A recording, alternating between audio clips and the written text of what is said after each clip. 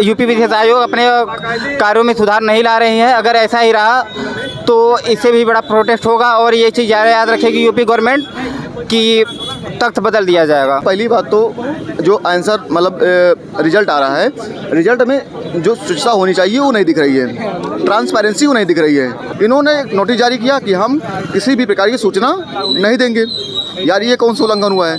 Article 15 के संविधान का उल्लंघन हो रहा है। ये हमारी इंस्टीट्यूशन को अपनी क्रेडिबिलिटी और अकाउंटेबिलिटी की बढ़ानी चाहिए और ये कोई ये संवैधानिक संस्था, ये सोशल जस्टिस का ये तरीका है। क्या नाम है सर आपका? सर मेरा नाम रवि पटेल है और हम लोग आए हैं अपनी मांगों को मंगवाने के लिए। और मेरी बस बहुत बड़ी मांग नहीं, बस 4-5 मांगे हैं। मांग ये है कि पहली बात तो जो आंसर मतलब रिजल्ट आ रहा है, रिजल्ट में जो शुचिता होनी चाहिए वो नहीं दिख रही है, ट्रांसपेरेंसी वो नहीं दिख रही है। भाई अगर रिजल्ट आया है तो सामने वाले हर बंदे को जानने का अधिकार है। जैसे मैंने भी आपकी दिया है 88 क्वेश्चन सही थे, अब नहीं हुआ, क्यों नहीं हुआ मुझे नहीं पता है। कितने क्वेश्चन डिलीट किए गए? मान लो आयोग ने 150 क्वेश्चन बनाया था, आयोग ने 150 क्वेश्चन मतलब ये समझ लो 150 क्वेश्चन नहीं बना पा रहे, 150 क्वेश्चन में 20-20 क्वेश्चन गलत कर दे रहे हैं पेपर में मतलब। हाँ, अब ये समझ लो जो यहाँ के प्रोफेसर क्वेश्चन बना रहे हैं क्या भांग खा के बनाते हैं?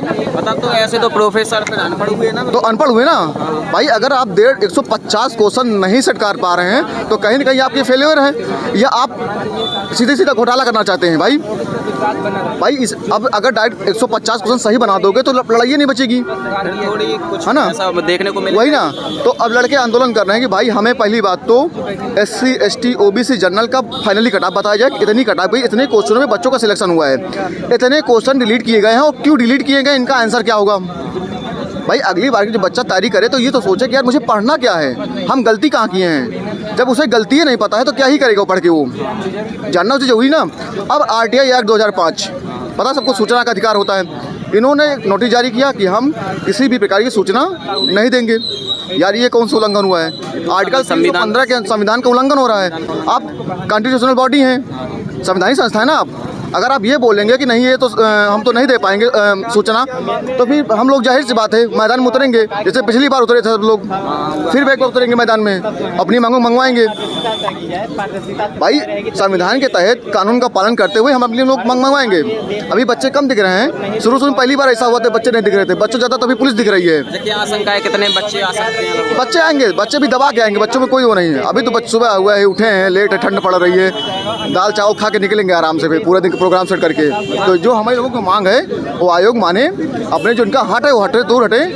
हम जो आयोग के अध्यक्ष हैं उनसे भी निवेदन करते हैं कि हमारे लोगों की जो जेन्युइन मांग है कि आप बस कुछ नहीं करना है यार, आप इतना बताना कि इतनी मिनट गई है इनकी, इतनी कटाप है, इतने क्वेश्चन डिलीट किए गए हैं और इतने क्वेश्चन गलत थे। भाई हम अगर तैयारी करें तो हमें जानने का अधिकार है कि हम फेल क्यों हुए हैं। अगर हम यही नहीं जान पाएंगे फेल क्यों हुए तो हम क्या ही तैयारी करेंगे? क्योंकि मान लो ठीक है फेल होना बुरा नहीं है, मगर अगली बार तैयारी कर पाना उसके लिए तो हम सोचे यार। तैयारी के लिए हमें अपनी हाँ, फेलियर का पता तो फेलियर का तो हम क्या मतलब होता है कि करेक्शन क्या करेंगे हम अपनी तैयारी में? अगर हमें यही नहीं पता कि हम गलती कहाँ कर रहे हैं तो हम क्या ही करेंगे मालिक? तो आयोग से जो बैठे हैं अंदर आला कमान यही मांग है कि भाई साहब हमें लोग मांगे सुनो, और नहीं आंदोलन होगा, इससे बड़ा आंदोलन होगा, पिछले साल से बड़ा आंदोलन होगा, इसमें कोई वो नहीं है।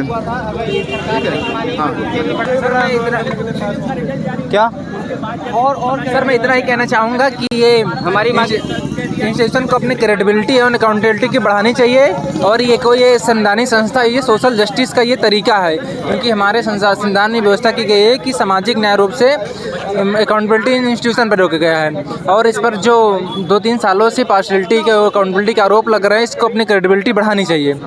ये लोक सेवा आयोग ये इंस्टीट्यूशन कॉन्स्टिट्यूशनल बॉडी है जो इस पर जो अभी हालिया विवाद चल रहे हैं उस पर तुरंत हमको मामलों को संज्ञान में लेना चाहिए। हमारा आंदोलन करना पर्पस नहीं है, जो हाँ अकाउंटेबिलिटी उसको दे देना चाहिए। मैं इतना ही कहना चाहूँगा। अच्छा, क्या क्या गलतियाँ आती हैं इसके लिए? ये इसमें कह रहे हैं कि जो अनरिजर्व की सीटें उससे कट ऑफ है उसका रिजर्व की वैकेंसी से कम जा रही हैं और जी मुझे लग रहा है कि इंटरनल रूप से जो ये निगेटिव मार्क करते हैं, जो परसेंटलाइज करते हैं, वो इंटरनल रूप से कर दिया गया है। लगता है कि उसको बाहर दिखाया नहीं गया है। मैं इतना ही कहूँगा कि हमारे प्रोटेस्ट को ध्यान में में ध्यान दिया जाए और जो इसमें गलती है उसको स्वीकार किया जाए। इतना करूँ। भाई आपकी क्या क्या मांगे हैं? हमारी मांग ये है कि जो भी गवर्नमेंट के तहत हमारे एग्ज़ाम कराए जा रहे हैं उसके तहत पारदर्शिता तय की जाए। जो भी एग्ज़ाम हमारी कॉपी चेक हो रही है उसके तहत हमारी पारदर्शिता तय की जाए। हमारा क्वेश्चन कितना सही है, कितना गलत है, कितना मार्किंग गई है, ये पारदर्शिता हमें ये चाहिए। और क्या कहोगे? क्या लगता है कि आपका सुनेंगे लोग या नहीं सुनेंगे? क्यों नहीं, सरकार नहीं सुनेगी तो हम और बड़ा प्रोटेस्ट करने के लिए बाध्य होंगे। ये सरकार को याद रखना चाहिए कि यही जगह है, यही प्रयागराज की धरती है, यही लोक सेवा आयोग है। अगली बार इससे बड़ा प्रदर्शन हुआ था, अगर सरकार नहीं मानी तो इससे बड़ा प्रोटेस्ट करने के लिए हम लोग बाध्य होंगे। पिछली बार प्रोटेस्ट हुआ था तो उससे कुछ ऐसा सुधार नहीं देखने को मिला? उससे कुछ सुधार नहीं करने को मिला। यूपीएससी यूपी विशेष आयोग अपने कार्यों में सुधार नहीं ला रही है। अगर ऐसा ही रहा तो इससे भी बड़ा प्रोटेस्ट होगा और ये चीज़ ज़्यादा याद रखेगी यूपी गवर्नमेंट कि तख्त बदल दिया जाएगा। ये प्रयागराज की धरती है, यहाँ छात्रों का हुजूम जब उमड़ता है तो सरकार को याद दिला देती है।